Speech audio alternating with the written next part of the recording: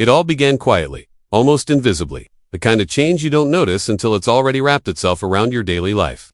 Because when I first married into the family, my sister-in-law seemed harmless, even kind, someone who smiled, politely, asked small questions, and stayed mostly in the background. And I never imagined that one day she would try to step into my place, not just in the household, but in my marriage, my role, and my identity within the family.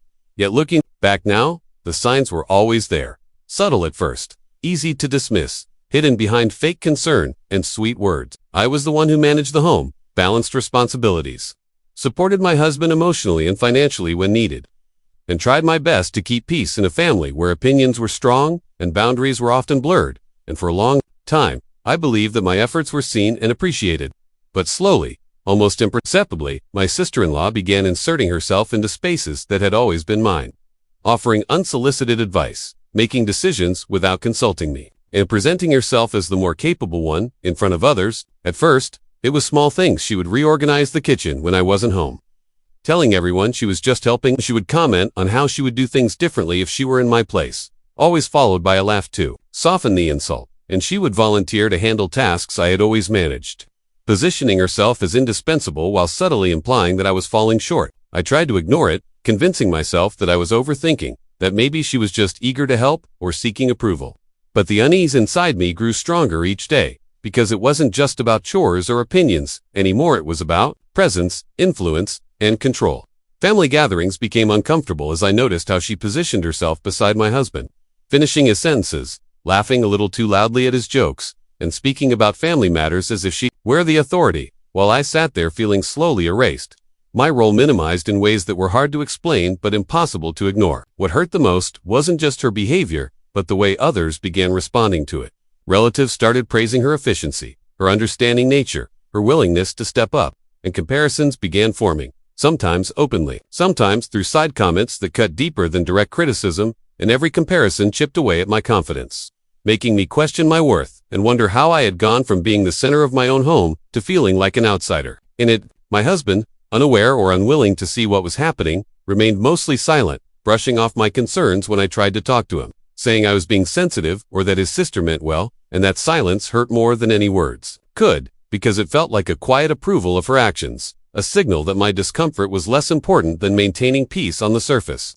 As days passed, her involvement escalated. She began managing finances to help, advising my in-laws on decisions that directly affected my household, and even speaking on my behalf in conversations I wasn't part of, shaping narratives where she appeared responsible and reliable, while I was painted as emotional, overwhelmed, or incapable. And each time I confronted her gently, she would smile innocently, deny any ill intent, and turn the situation around so I seemed unreasonable, leaving me confused, frustrated, and, increasingly, isolated. The breaking point began approaching when she started making comments about how the family would be better organized if she handled things permanently, how my husband relied on her advice more than he realized, and how sometimes people don't notice when someone else is better suited for a role. And hearing those words felt like a slow burn in my chest, because they weren't just comments anymore, they were claims, assertions that she could replace me, that my place was negotiable, disposable, and easily filled. I began to question myself constantly, wondering if I had failed in ways I couldn't see,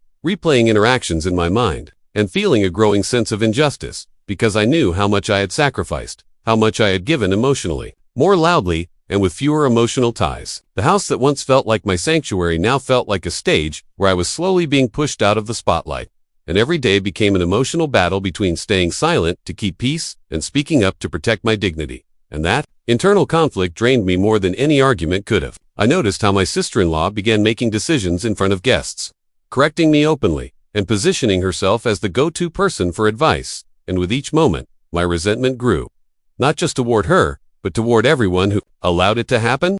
As replacement doesn't always come through force. Sometimes it arrives through silence, encouragement, and the failure to set boundaries. One evening, after another incident where she overstepped and no one defended me, I retreated to my room, overwhelmed by a mix of anger, sadness, and disbelief, realizing that what was happening wasn't accidental. It was intentional, calculated, and fueled by the assumption that I would continue to tolerate it for the sake of family harmony. That night, as I lay awake replaying every interaction, I understood something deeply unsettling.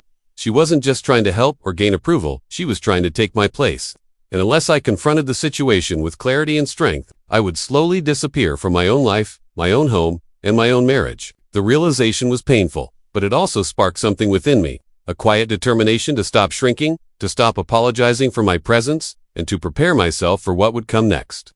Because I knew that the story wasn't over yet, and the moment of truth, confrontation, and consequence was closer than anyone realized. The realization that my sister-in-law was actively trying to replace me changed something deep inside me. Because once you see the pattern clearly, you can no longer pretend it doesn't exist.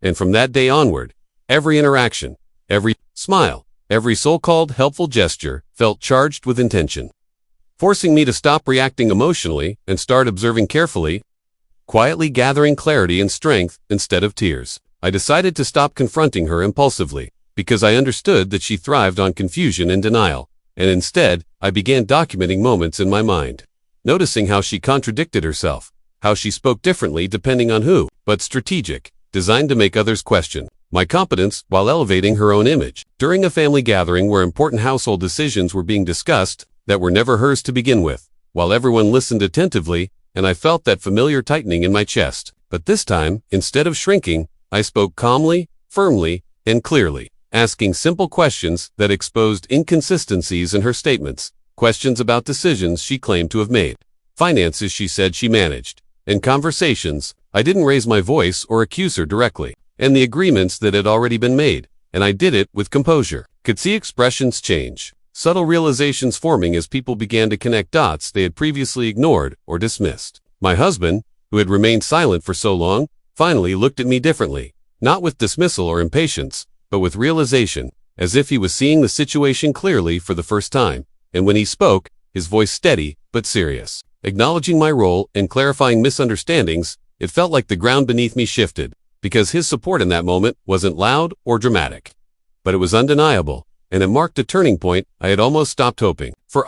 My sister-in-law tried to laugh it off, to downplay the tension, but the ease she once carried was gone, replaced by defensiveness and forced explanations. And while no one openly accused her, the atmosphere had changed, because once manipulation is exposed, even subtly, it loses its power, and I could feel the balance slowly restoring itself. In the days that followed, her behavior shifted noticeably. She became less intrusive, less assertive, and more cautious. And while she still tried to maintain her image, the quiet authority she once wielded had faded, because people now questioned, instead of blindly accepting, and that shift alone felt like a victory, not over her, but for myself. I also had a long, honest conversation with my husband, one that was uncomfortable but necessary, where I expressed how his silence had hurt me, how unsupported I had felt, and how close I had come to losing my sense of self within the marriage. And to his credit, he listened, truly listened, without interruption or defensiveness, acknowledging his mistakes and admitting that he had chosen avoidance over responsibility, not realizing the cost it had placed on me. And that conversation, filled with vulnerability and accountability, rebuilt a layer of trust that had been cracking under pressure. I learned during that period that reclaiming your place doesn't require pushing someone else out. It requires standing firmly where you already belong, setting boundaries clearly, and refusing to shrink to accommodate someone else's ambition or insecurity. And as I began asserting myself consistently, making decisions confidently, and speaking without apology, the family dynamic adjusted around me, not because everyone suddenly changed, but because I had changed how I allowed myself to be treated. My sister-in-law never openly apologized, but she didn't need to, because her retreat spoke louder than words, and while the relationship remained polite, it was no longer invasive or competitive. And that distance allowed me space to breathe, heal, and rebuild my confidence without constant comparison or silent rivalry. Over time, the home that once felt like it was slipping away from me slowly became mine again, not because I claimed ownership loudly, but because I reclaimed my presence, my voice, and my worth. And I realized that replacement only works when the original steps aside, and I had finally stopped doing that. Looking back, the experience taught me painful but powerful lessons about boundaries, silence, and self-respect, about how easily someone can be overshadowed when they prioritize harmony over honesty, and how necessary it is to speak up before resentment turns into self. What happened next wasn't dramatic revenge or public humiliation, but something far more meaningful: clarity, balance, and quiet empowerment. And while the scars of that period still linger as reminders, they also serve as proof of growth, resilience, and the strength it takes to protect your place without losing your dignity. In the end, she didn't replace me, because I finally understood that I was never replaceable to begin with. In the moment I believed that fully, everything else fell back into alignment, leaving me stronger, wiser, and firmly rooted in my own life, my marriage, and my sense of self.